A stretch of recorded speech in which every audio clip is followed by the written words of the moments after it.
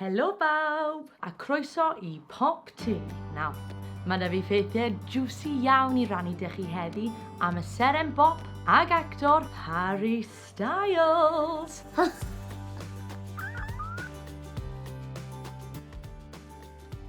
Ac erbyn nawr, dylech chi wybod y sgôr. Dyma 5 ffaith am Harry Styles mewn 30 eiliad. Ond, yn gyntaf, cofiwch I danysgrifio I sianel PopT a hoffi, a rannu'r fideo, a roi'r gloch notification ymlaen I gael gweld mwy o fideos ffab gen ni. Reit, nôl at Harry Styles, dechrau'r cloc. Cafodd ei eni ar y cyntaf o Chwefror 1994. Bam! Ffaith 1, sy'n neud un Aquarius. Bam! Ffaith 2, fe oedd yr aelod ifanca yn y band One Direction. Bam! Ffaith 3, a roedd e arfer gweithio mewn becws cyn ymuno'r X Factor. Bam! Ffaith 4, ei hoff anifail yw Criw PopT. Bam!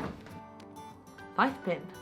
Nawr, bach mwy o hanes am Harry Styles. O ble nath ei ddod? Wel, nôl yn 2010, cystadlodd e ar y sioe X Factor fel artist unigol pan oedd e ddim ond yn 16 mlwydd oed. 16? Mewn cyfweliad gyda Harry Styles, dwedodd e bod pan oedd e yn yr ysgol oedd e eisiau bod yn naill ai ffisiotherapidd neu cyfreithiwr. Ond yn amlwg, mae e'n neud yn eitha dda fel perfformiwr gyda'i 41 wobr, gan gynnwys 4 Brit, 3 Grammy, a mae e wedi syrrennu yn y ffilm Dunkirk yn 2017. Ond, pwy a wyr? Falle yn y dyfodol bydd e'n ffisiotherapidd neu yn cyfreithiwr? Achos, does dim rhaid dilyn One Direction mewn bywyd. I know, fi'n hilarious. Nawr, tyma bach am yr album diweddara, Fine Line. Am album beautiful. Dwedodd Harry Styles fod yr album hyn yn dedicated I ei gyn-gariad ar ôl I nhw torri lan.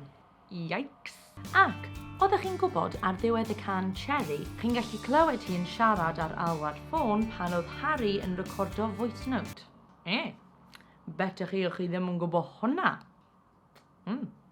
Nawr, fi'n meddwl mae'r album yn gorgeous. Fy hoff canu ar yr album, mae fe gore bo yn Sunflower Vol 6. Just mor upbeat a mae honestly, mae'n neud I fi teimlo fel fi ar cae yn dawnsio a just mae bywyd yn gwych. Felly, diolch yn fawr am wylio'r fideo yma a fi'n gobeithio bod chi wedi dysgu tyma bach mwy am Harry Styles. A cofiwch, os chi ddim wedi yn barod, tanysgrifio i'r sianel yma. A rowch o bod pa fideo chi eisiau fi wneud nesa yn y sylwadau. A na I weld chi y tro nesa. Hwyl!